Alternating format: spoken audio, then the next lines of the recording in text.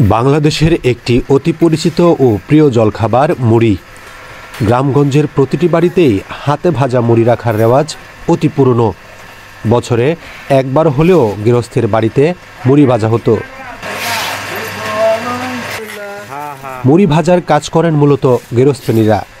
2-3 জন নারী কয়েক ঘন্টা আগুন ধোঁয়ায় পরিশ্রমে তৈরি হতো মুড়ি।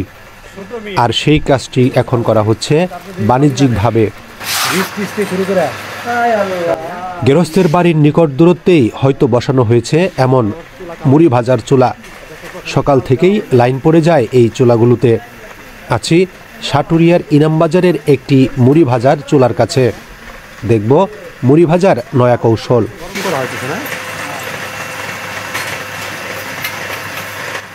একটি বড় মাটির চুলার উপরে 4টি কড়াই লাগানো আছে, যে 4টি কড়াইয়ের আসলে পৃথক পৃথক কাজ।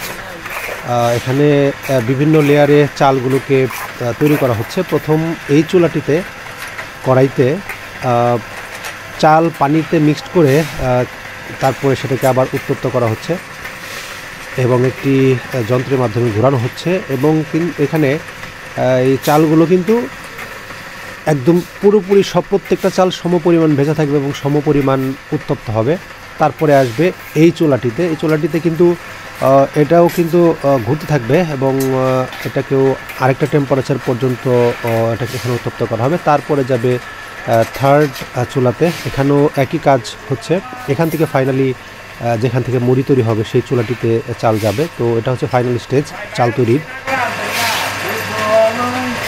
তারপরে এখান থেকে যাবে ওই সর্বশেষ চুলাটিতে। এখানে চাল পড়ার সাথে সাথে একটা বালুর মাধ্যমে উত্তপ্ত হয়ে কিন্তু সাথে সাথে মুড়ি তৈরি হয়ে যাচ্ছে এবং মুড়িগুলো মুহূর্তের মধ্যে সরিয়ে ফেলা হচ্ছে, কারণ বেশি সময় থাকলে পুড়ে যাবে।